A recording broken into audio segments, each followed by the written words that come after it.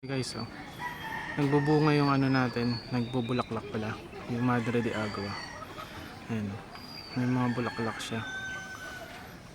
Ayan, sobrang taas na yan na ito, yung mga siguro 4 na taon na to, 3 taon, 3 taon, 4 na taon na yung puno na to. Ganito yung tsura ng bunga niya, ng bulaklak pag nahuhulog. Ayan, ganito yung tsura. Tingnan natin sa loob kung may buto.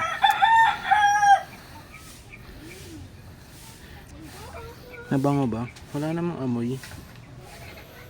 Wala siyang amoy. Pero ganito pala itsura ng ano niya. Bulaklak. Ayan, ang dami nalalaglag. No?